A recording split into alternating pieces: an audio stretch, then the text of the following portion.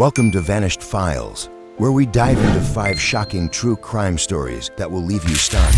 A rising athlete gunned down in his car, a young woman lured by a Hollywood scam, a concertgoer vanished by a serial predator, a trusting soul betrayed by a police officer, and a widow murdered over a home renovation gone wrong. Each case revealing the chilling depths of betrayal and loss, demanding justice for lives stolen too soon. Let's get started with the first one. Emily Larson vanished from a concert. Linked to a serial predator, Emily Grace Larson was born on July 24, 1989, in Willowbrook, Virginia. A bright and dynamic young woman, Emily was known for her sharp mind, ambition, and vibrant personality. By age 20, she was a junior at Willowbrook University, pursuing a degree in education with dreams of becoming a teacher. Emily's remains were found, revealing she had been sexually assaulted and murdered. Authorities tracked him to a beach in Galveston, Texas, where he was arrested. Weeks later, Clara's remains were found on an abandoned property, just 12 miles from where Emily's body had been discovered. Each year, the Docs for Emily basketball game brings together physicians and students to raise funds in her honor, keeping her memory alive. Her story is not just about loss, but about the love and passion she brought to the world. The mystery of why she left the arena, whether by choice or deception, adds a haunting layer to her story, one that resonates with the themes explored on Vanished Files. The calculated nature of Nathan Carter's crimes, using his unassuming roles to mask his predatory behavior, reveals the chilling reality of serial offenders who operate in plain sight. Her love for life, her aspiration, and her infectious laugh defined her far more than the tragedy that ended her life. By sharing her story, Vanished Files honors her legacy and urges viewers to engage in the fight for justice. Whether through supporting initiatives like the Scholarship Fund or advocating for stronger protections against predators, Emily's memory endures as a beacon of hope, a reminder to cherish those we love and to work toward a world where such tragedies are prevented. His ability to evade justice for years, despite earlier accusations, highlights systemic gaps that allowed him to continue harming. The DNA evidence that finally linked him to Emily, Clara, and the Fairfax victim underscores the critical role of forensic science in solving such cases. Emily's vibrant spirit, her dreams of teaching, and her joyful presence continue to inspire, a testament to the impact one life can have. Their establishment of the Scholarship Fund, an annual basketball game, reflects a commitment to honoring Emily's passion for education and community. Vanished Files aims to amplify stories like hers, ensuring that victims are remembered for their lives, not just their tragedies. Emily was a daughter, a sister, a friend, and a dreamer whose light continues to shine through those who knew her. Her case serves as a call to remain vigilant, to question suspicious circumstances, and to support those fighting for answers. Carter's arrest provided the critical break in Emily's case. DNA evidence from her remains matched DNA from an unsolved 2005 sexual assault and attempted murder case in Fairfax, Virginia. The same DNA linked Carter to 3 crimes: the Fairfax assault, Emily's murder, and Clara's murder. In September 2015, nearly 6 years after Emily's death, a grand jury indicted Carter on charges of first-degree murder and abduction with intent to defile in her case. On March 2, 2016, he pleaded guilty to the murders of both Emily Larson and Clara Evans, receiving for consecutive life sentences with no possibility of parole. Waiving all rights to appeal, the news crushed her family, who had tirelessly organized searches, clinging to the possibility of her survival. Disturbingly, Carter had faced accusations of sexual assaults at 2 universities in 2002 and 2003, but the victims did not pursue charges, allowing him to evade justice. He continued working in various roles, including as a taxi driver and hospital employee, blending into society undetected. In court, Emily's parents confronted the man they believed had taken their daughter's life. Her father told reporters he must face the consequences of his actions. Justice was served, ensuring Carter would never harm again. But the pain of Emily's loss lingered for those who loved her. The loss reverberated through Willowbrook, leaving a community in mourning. For years, the case remained unsolved, with no leads to identify her killer. Then, in September 2014, Another young woman, 18-year-old university student Claire Evans, disappeared in Willowbrook after a night out. Surveillance footage captured Clara walking unsteadily, accompanied by a man later identified as Nathan James Carter. This breakthrough led investigators to connect Carter to Emily's case, uncovering a chilling pattern.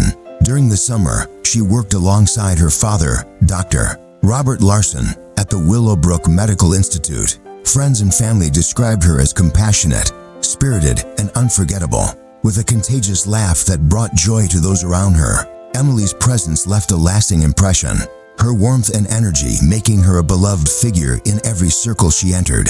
On October 17, 2009, she attended a rock concert at the Willowbrook Arena, an event she had eagerly anticipated for months. Her mother recalled how Emily had pinned the tickets to the fridge 6 months earlier, trying on various outfits before settling on a black graphic tee and a sparkling crystal necklace. That night would mark the beginning of a tragedy that would devastate her loved ones. During the concert, Emily stepped away from her friends to use the restroom but never returned. At some point, she called them, explaining she was outside the arena and unable to re-enter due to the venue's strict no re-entry policy. She reassured them not to worry, saying she'd find a ride home. The reason she left the building remains a mystery, as restrooms were available inside. Witnesses later reported seeing someone matching Emily's description walking alone near the Ashton Street Bridge, about a mile from the arena. The next morning, her purse, ID, and cell phone were found abandoned in a parking lot near the venue, but Emily was gone. Her sudden disappearance sent shockwaves through her family and community, sparking frantic search efforts and a desperate hope for her safe return. 3 months later, on January 26, 2010, a devastating discovery was made in a hayfield on Crescent Farm in Willowbrook County, roughly 10 miles from the concert venue. Nathan Carter, a medical technician at Willowbrook Medical Center, had a troubling history. Carter had already entered an Alford plea in the 2005 Fairfax case, acknowledging the prosecution's evidence was sufficient to convict him without admitting guilt, which earned him 3 additional life sentences. Emily's legacy endures through the Emily Grace Larson Memorial Scholarship Fund at the Willowbrook Medical Institute, supporting aspiring medical students, reflecting on Emily's story and the pursuit of justice. Emily's disappearance from a lively concert, a place of joy and community, underscores the vulnerability that can lurk in everyday moments, is a powerful reminder of the strength required to seek justice, the courage of Emily's family, who transformed their grief into action through search efforts and advocacy. The broader implications of Emily's story touch on the fragility of safety and the importance of community awareness. Ellen Harper, a home renovation turned deadly betrayal. Ellen Marie Harper was 65 years old and living in Oakwood, Florida. A widow, she was fiercely independent, intelligent, and unafraid to stand up when she felt cheated. However, investigators discovered the account for the check lacked sufficient funds. A chilling break came when a jailhouse informant revealed Ross's confession. During an argument over payment, Ellen had grown loud. On March 3, 2020, Ross was formally charged with her murder. The senseless violence is staggering, but what stands out is the collective effort to seek justice. Friends raised the alarm, investigators refused to give up, and dozens worked tirelessly in brutal conditions to find her. Though Ellen had no close family nearby, a team of strangers ensured she wasn't just another missing person. They brought her home and held her killer accountable, giving her story the resolution she deserved. Ross's ability to exploit Ellen's trust, using his role as a contractor to gain access, mirrors the predatory tactics seen in other vanished files cases. Her case highlights the resilience of those who refuse to let victims be forgotten. From friends who sounded the alarm to investigators who sifted through tons of refuse. As we share her story, we honor her memory and commit to a world where trust is not a vulnerability, where justice prevails, and where no one is discarded like garbage. Ellen's voice endures, a call to action for us all. The defense's attempt to blame his actions on addiction or trauma, while dismissed by the jury, raises questions about how society addresses underlying issues that may fuel such crimes. Ellen's story urges us to remain vigilant, to support those who stand up against deceit, and to advocate for justice. Her legacy, carried forward by those who fought for her, reminds us that even in the absence of close family, a community can become a powerful force for resolution.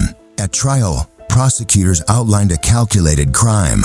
Ross, knowing Ellen would demand her money, killed her in her home, placed her body in contractor bags, and discarded her at the landfill. Assistant State Attorney Laura Bennett stated in opening arguments, "He threw her away like she was nothing, like garbage." The line resonated, haunting all who heard it. A routine home renovation, a transaction meant to improve her quality of life, became the pretext for a brutal betrayal. The landfill operation, grueling and emotionally taxing, was a testament to the commitment of law enforcement and volunteers who believed Ellen deserved to be found. Their determination, coupled with the informant's confession and forensic evidence, ensured Ross faced justice. Vanished Files seeks to honor stories like Ellen's, where ordinary people become heroes in the pursuit of truth. Ellen was more than a victim. She was a vibrant, strong woman whose life touched many. Even in her final days, when strangers rallied to bring her home, Ellen's independence and determination, qualities that defined her, were turned against her when she stood up to Ross's deceit. The calculated nature of his actions, purchasing concrete and bags, disabling his location app, and disposing of her remains reveals a cold, deliberate intent that shocks the conscience. The bloodstains in her home, a place meant to be a sanctuary, underscore the violation of her safety and dignity.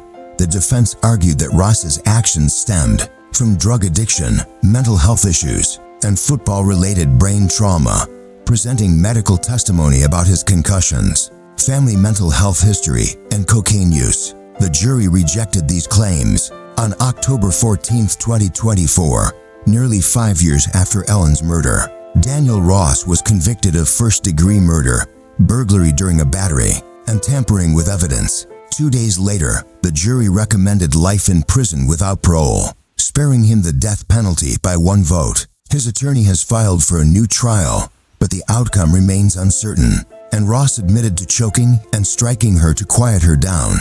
This led to a massive search in January 2020 at the Chester Island landfill in Folkestone, Georgia, where trash from Pinewood was sent. The FBI, Oakwood County Sheriff's Office, and state prosecutors launched a grueling operation, with 70 to 90 personnel working 12-hour shifts in harsh conditions, hot, filthy, and hazardous. They sifted through over 7,000 tons of garbage. State Attorney Margaret Collins described it as searching for a needle in a haystack. FBI Special Agent Thomas Rivera recalled standing at the landfill's edge, whispering, "Ellen, guide us to you." On January 29th, after 9 exhausting days, an Oakwood County Corrections officer spotted a human skull fragment with hair attached. More remains were found the next day, and dental records confirmed the heartbreaking truth. It was Ellen Harper. By 8:45 a.m., Ross had disabled his location-sharing app and driven to the Pinewood Waste Management Facility, where he dumped approximately 300 pounds of material. The next day, when Ellen failed to respond to calls or texts, a concerned friend visited her home. She was nowhere to be found, and something felt deeply wrong. And additional traces in the kitchen. Police were called, and inside Ellen's house, officers found disturbing signs of a struggle. Blood on a lampshade, more on the living room floor. Ellen was missing, and Ross immediately became a person of interest. In December, he was arrested in Jacksonville on a forgery charge unrelated to Ellen's disappearance and held on a $50,000 bond. Investigators noted deep scratches on his arms and hands, raising suspicions. In the fall of 2019, Ellen found herself in a frustrating situation. She had paid $12,000 to a contractor named Daniel Ross for a bathroom remodel, but months later, the project was far from complete. Her bathroom was left gutted, a chaotic mess, and Ross kept offering excuse after excuse. Ellen's patience wore thin. A close friend later told authorities that Ellen was fed up, ready to confront Ross, demand a refund, and if necessary, report him to the police or pursue legal action. Her resolve was unwavering. On October 24, 2019, the day after she planned to issue her ultimatum, Ross was captured on surveillance cameras at a Home Depot around 7 a.m., purchasing 60-pound bags of quick-drying concrete and a pack of heavy-duty contractor bags. He then drove to Ellen's neighborhood, calling her twice. Just before 8:30 a.m., a school bus camera recorded his white truck backed into her driveway. Ross later claimed to police that he only stopped by to pick up tools and gave Ellen a $1,000 to $100 check. A cadaver dog later detected the scent of decomposition in a tool bag from Ross's storage unit, one he had used at Ellen's home. Dr. Michael Grayson, a forensic pathologist, determined Ellen had been beaten and strangled, with blunt force trauma and a fractured neck bone indicating the cause of death. Ellen was murdered in her own home over a bathroom remodel that never began, betrayed by someone she trusted to do a job, reflecting on Ellen's legacy and the power of community. Ellen's story is a chilling reminder of how trust can be exploited in the most ordinary circumstances. The tireless efforts to find Ellen, from the friend who sensed something was wrong to the dozens who searched the landfill, highlight the power of community in the face of tragedy. The broader implications of Ellen's case speak to the dangers of unchecked deception and the importance of accountability. Through Vanished Files, we remember Ellen not just for the tragedy that ended her life but for the strength and independence she embodied. Emma Thompson, abducted by a police officer while walking home. Emma Louise Thompson was born in 1987 in Ashford, England, and grew up in the historic city of York. From a young age, she stood out for her thoughtfulness, kindness, and quiet resolve. She wore bright clothing, stayed on well-lit main roads, and followed every safety precaution advised for women walking alone.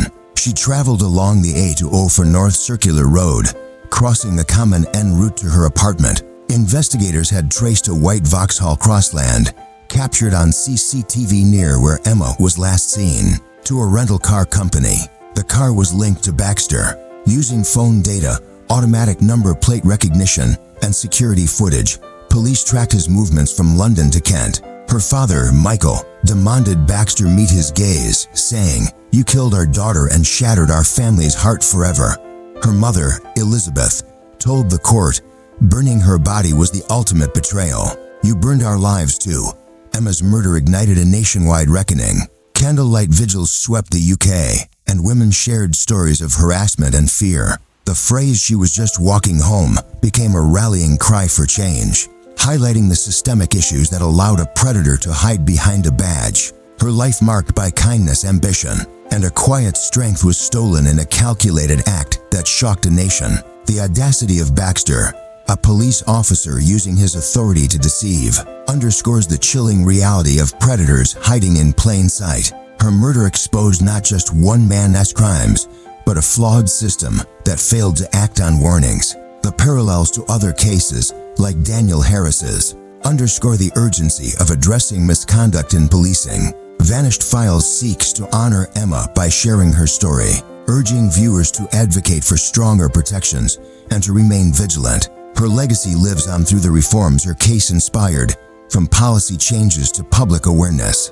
By remembering Emma, we commit to a world where no one's life is stolen while simply walking home, ensuring her name remains a powerful force for justice and change. The fact that he acted on prior warning signs and decent exposures reported, but ignored reveals systemic failures that allowed him to remain in a position of power. Emma's adherence to safety advice, walking on main roads in bright clothing, makes her loss all the more tragic, highlighting that no precaution can fully shield against such calculated evil.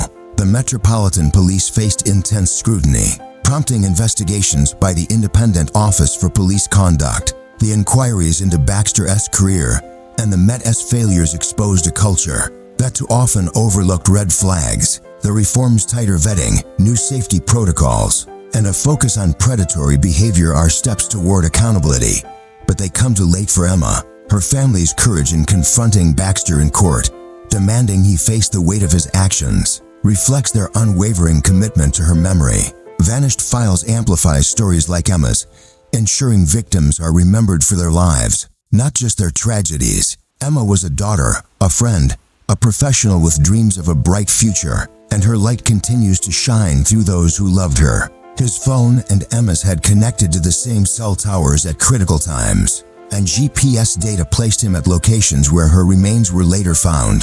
The 2024 report was scathing. revealing that both Kent police and the Met had failed to act on multiple red flags. Baxter's history of indecent exposure and disturbing behavior should have barred him from the force. The report concluded that Emma's murder was preventable. In response, the Met committed to reforms, appointing Baroness Harper to review culture and standards. A new action plan prioritized targeting predatory offenders, expanding specialist units, deploying hundreds of new officers in public spaces, and overhauling vetting procedures. The Parliamentary and Diplomatic Protection Unit, where Baxter worked, underwent a full review. New safety measures were introduced. If approached by a lone plainclothes officer, individuals can now request live verification via police video call or call 999 to confirm the officer's identity. As evidence mounted, Baxter became the prime suspect. In his initial interview, he lied, claiming he was being blackmailed by a gang over underpaying a sex worker, including stepping naked into a cyclist's path in a wooded area and exposing himself to fast food workers twice in the days leading up to the abduction. 2 officers now face misconduct hearings for mishandling those reports. The Met also grapples with other scandals, notably former officer Daniel Harris, who admitted to 49 offenses, including 20 for sexual assaults over nearly 2 decades, using his authority to prey on women. A 2023 report found misconduct complaints, often filed by fellow officers or family, took over a year to resolve, allowing dangerous officers to remain in uniform. Emma's murder was not just a horrific crime, but a glaring signal of deep flaws in British policing. Her name endures as a catalyst for reform, ensuring her legacy drives change, and had handed Emma over to 3 men in a van. He said, "I'm in financial trouble, and I was pressured by a group I don't know who they were. They told me to pick up girls and deliver them. I was told a place to take her. That's all I know about this group. They threatened to harm my family if I didn't comply. But CCTV, phone data, and vehicle tracking exposed his lies." During her walk, she spoke with her boyfriend on the phone for about 15 minutes, making plans to meet the next day. That same day, Baxter was charged with murder. As the investigation unfolded, it became clear Emma was not specifically targeted. Baxter had been hunting for a victim, driving into London in the weeks prior with the intent to kidnap, assault, and kill a woman. His actions were premeditated, and warning signs had been ignored. Baxter had exposed himself to women at least 3 times before the murder, once in 2015, reported to Kent police, and twice at a South London fast food drive-thru just days before Emma's abduction, using his own car with a visible license plate. Despite these reports, he remained on duty, armed and trusted. On March 12th, he was formally charged with kidnapping and murder. He later pleaded guilty to all charges. On September 30th, 2021, he was sentenced to life in prison without parole. At 9:28 p.m., doorbell camera footage captured her on Langley Road, and for minutes later, she appeared on the dashcam of a passing police car. But Emma never made it home. As she walked along the A204 Langley Road, she was approached by James Richard Baxter, a 48-year-old Metropolitan Police officer. Married with 2 children,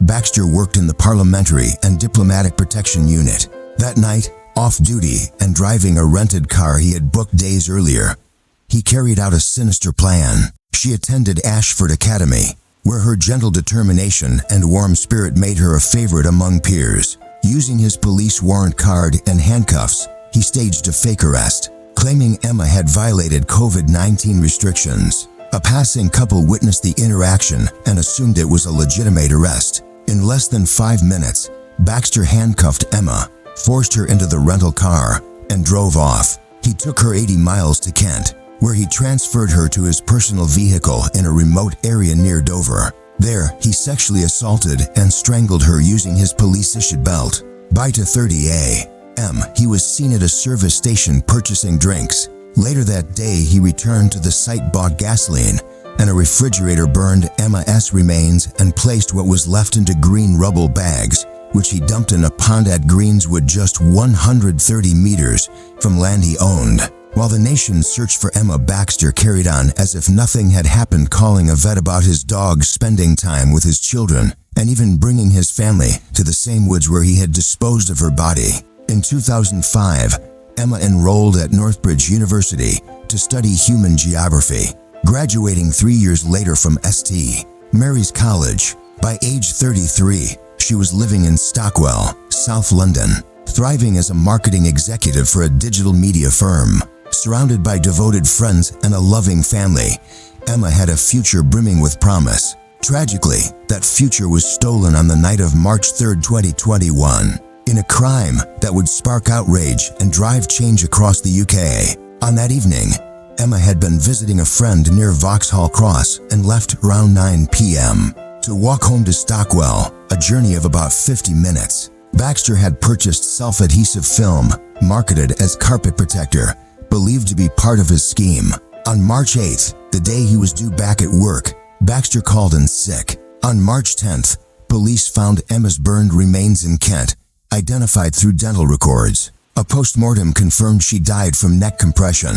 In 2024, Baxter received an additional 19 months in prison for 3 indecent exposure incidents before Emma's murder. In court, Emma's family delivered heart-wrenching impact statements. In 2022, the government appointed Dame Laura Hensley to lead a public inquiry into Baxter's policing career. The revelations continued, reflecting on Emma's legacy and the call for change. Emma's story is a devastating reminder of the betrayal of trust when those meant to protect become predators. The public outcry following Emma's murder, from vigils to the "she was just walking home" movement, transformed her tragedy into a catalyst for change. The broader implications of Emma's case touch on trust, safety, and systemic reform.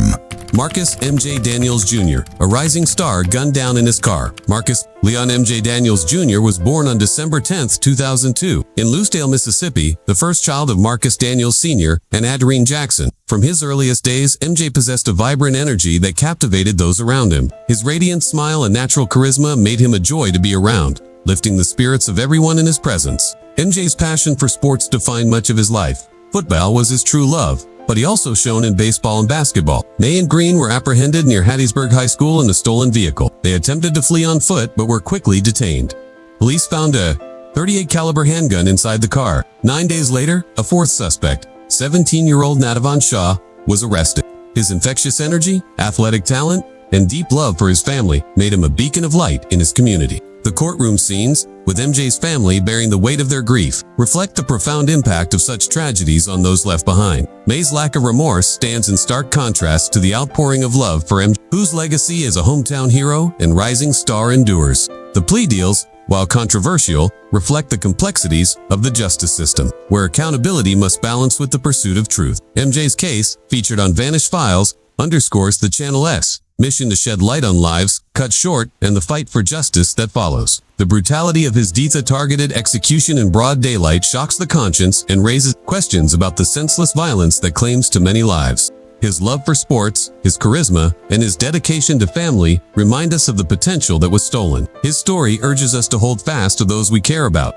to support justice for victims, and to work toward a future where young lives are not cut short by violence. MJ's light continues to shine through the memories of those who knew him, and through Vanished Files, we honor his legacy, ensuring his voice echoes in the fight for a safer, more just world. The community's response, honoring MJ as a hero and supporting his family, shows the power of collective healing in the face of tragedy. Vanished Files seeks to amplify these stories, ensuring that victims like MJ are remembered not just for how they died, but for how they lived. His family's efforts to keep his memory alive are a testament to his impact, a call to cherish those we love and to advocate for a world where such senseless acts are prevented. The evidence, from the shell casing to the fingerprints, painted a picture of a planned attack, one that robbed MJ of his future and left his loved ones grappling with unimaginable grief. The witnesses' accounts, particularly the woman who sensed danger moments before the shooting, highlight the chilling proximity of violence in everyday spaces. Each faced serious charges. Orlando May, believed to be the shooter, was convicted of capital murder, along with conspiracy to commit armed robbery, possession of a stolen vehicle, possession of a stolen firearm, and felony eluding police. In the courtroom, MJ's family sat in heavy silence as the verdict was read, some shedding tears, others finding quiet relief in the justice served. May, showing no emotion, received a life sentence without parole for capital murder, plus 20 years for conspiracy to commit armed robbery and 10 years for the stolen vehicle charge. to be served beyond athletics. He enjoyed fishing, hunting, traveling, dancing, and playfully attempting to sing, bringing laughter to those around him. In February 2025, Gardner and Green, aged 18 and 17 at the time, pleaded guilty to first-degree murder, with Gardner also admitting to conspiracy to commit armed robbery. In exchange, other charges were dropped. In October 2024, Natavon Shaw pleaded guilty to second-degree murder. In July 2025, Shaw, Gardner, and Green were each sentenced to 40 years in prison, with parole eligibility after 20 years. MJ, only 21, had a bright future ahead, a promising football career, a loving family, and dreams yet to be realized stolen by senseless violence. His memory endures through his family's efforts to honor his legacy,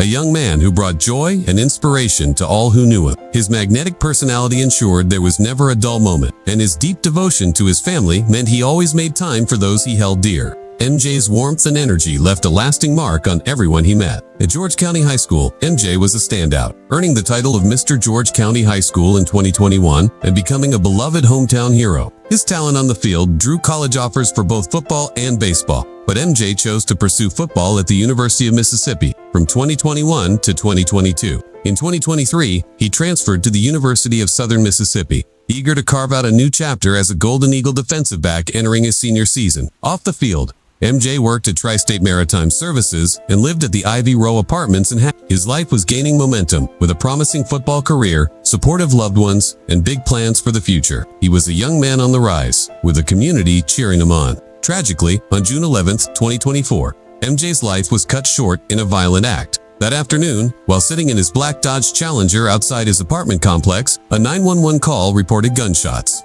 First responders arrived to find MJ slumped in the driver's seat, killed by a single gunshot to the back of his head near his Nika Colt. Calculated execution. Investigators discovered a 9mm shell casing near the passenger side of the vehicle and noted 2 bullet holes, one on the passenger side and one on the driver's side, the latter failing to penetrate the car. Fingerprints lifted from the vehicle's exterior included those of Shamir Green. At least 3 witnesses were present at the scene, though their identities remained confidential. One witness, a woman walking her dog, reported seeing 4 males following her moments before the shooting. Feeling uneasy, she called her roommate while heading back to her apartment. As she reached her door, the group turned and walked away. 2 days later, on June 13, 2024, authorities arrested 3 suspects, Orlando Allen Marcus Gardner, and Shamir Green. The other suspects took plea deals, reflecting on MJ's legacy and the impact of violence.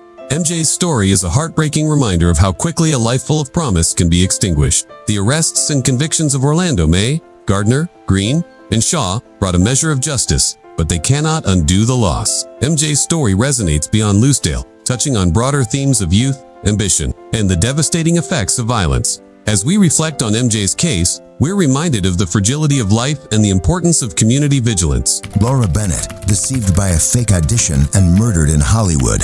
Laura Marie Bennett, affectionately known as Laurie, was born on February 27, 1981, in Sunnyvale, California. At the time, her family was living in South America, but her mother chose to return to the same hospital where Laurie's older brother, Ethan, had been born under the care of a trusted physician. Days after her birth, Laurie was welcomed into her grandparents' nearby home.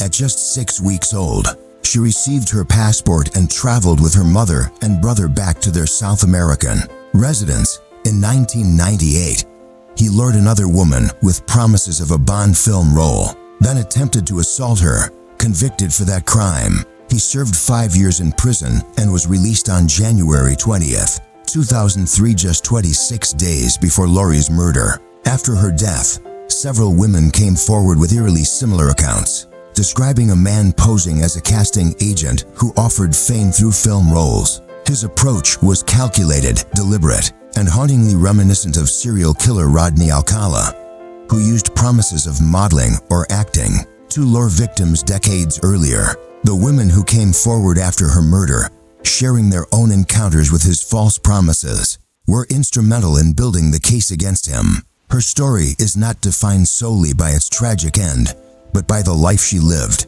and the dreams she pursued. The call to action at Justice for Laurie org is a way for the community to honor her memory, ensuring that Carter's parole hearings are met with resistance. By supporting this cause, we can help protect others from the danger he poses, keeping Laurie's story alive as a beacon of resilience and a demand for justice. Their courage, combined with the relentless efforts of Laurie's family, brought justice to a case that could have remained unresolved. The parallels to Rodney Alcala's methods serve as a chilling reminder of how such predators operate, using charm and opportunity to mask their intentions. Laurie's case, like others featured on Vanished Files, underscores the importance of exposing these patterns to prevent future tragedies. Carter's methods were manipulative and dangerous, exploiting trust with precision. Soon after, the family relocated to California, where Laurie's childhood was filled with warmth. Her case reminds us to remain vigilant, to question offers that seem too good to be true,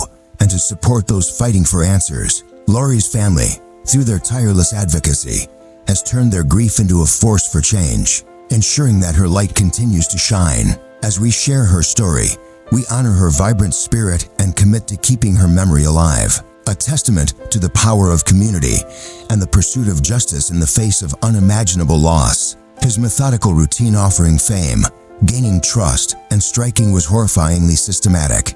In 2006, confronted with overwhelming evidence, he accepted a plea deal, avoiding the death penalty and receiving a sentence of 25 years to life in prison. Her vibrant life, filled with dance, sports, and dreams of a bright future, was cut short by a predator who exploited her aspiration. The audacity of Carter's scheme, using the allure of Hollywood to deceive, underscores the calculated nature of his crimes. The fact that he had successfully used this tactic before, even after serving time, highlights a troubling failure in the system to monitor and contain such threats. Laurie's trust in others, a reflection of her kind and open-hearted nature, was cruelly turned against her, leaving her family and community grappling with an irreplaceable loss. Vincent Paul Carter, a proven predator, has demonstrated his danger repeatedly. Shockingly, he is eligible for parole again, with his next hearing scheduled for October 8, 2025, at 10:30 a.m. Laurie, only 21, was a bright, loving soul with boundless potential. Betrayed by her trust in someone who promised to help her achieve her dreams. To help ensure Carter remains behind bars, visit justiceforlaurie.org, where you can find simple, free ways to support the cause and prevent him from harming again. Laurie's story deserved a far different ending, and her voice must continue to resonate. An activity: sunny days by the pool, ballet classes, beach trips, swim competitions, and joyful birthday celebrations. Her early years were vibrant, marked by a contagious zest for life that defined her spirited personality. When her father's career led to a move to Holland, Michigan, near Lake Michigan, Laurie embraced the change with enthusiasm. Snowy winters brought sledding and skiing, while spring introduced colorful tulip festivals. She excelled in sports, arts, and building friendships, adapting seamlessly to her new environment. After her parents' marriage dissolved, Laurie and Ethan moved with their mother to Saugatuck, a charming lakeside town not far from their father's home. Growing up in a bustling summer tourist destination, Laurie began working early, scooping ice cream, assisting in local shops, and waiting tables. Her ambition and drive were evident, always pushing toward her goals. After high school, she enrolled at Western Michigan University, joined a sorority, and dove into college life. Yet, a deep longing to return to California, her birthplace, tugged at her heart. After her freshman year, Laurie made the bold move back to Los Angeles to continue her education and chase grander dreams. Her mother followed soon after, once both children had left home. At 21, Laurie was brimming with ambition, living in Los Angeles and eager to shape her future. On February 15, 2003, while at the Westfield City Mall, she was approached by a man named Vincent Paul Carter. He presented himself as a filmmaker casting for a new James Bond movie, claiming they needed a fresh face for a Bond girl role and that Laurie was ideal. Trusting his pitch, she agreed to attend the audition and never returned home. When she failed to show up for work the next day, her mother sensed immediate danger and reported her missing. Days stretched into weeks, and in March, hikers in the Hollywood Hills discovered a body at the base of a ravine, bound at the hands and ankles and strangled. A lotus flower tattoo on her lower back confirmed the heartbreaking truth. It was Laurie. The investigation uncovered a chilling pattern of deception. Vincent Carter had used the same false audition tactic before, Initially arrested for an unrelated incident, Carter faced mounting evidence in Lori's case. Reflecting on Lori's legacy and the pursuit of justice. Lori's story is a stark reminder of the dangers that can lurk behind seemingly golden opportunities. The investigation into Lori S. murder revealed not just the horror of her death, but the broader pattern of Carter's predatory behavior. From poolside summers to snowy Michigan winters, Lori's legacy lives on through the memories of those who knew her, a young woman who brought joy to every moment. The mission of Vanished Files is to give voice to those like Lori, whose lives were stolen but whose stories endure.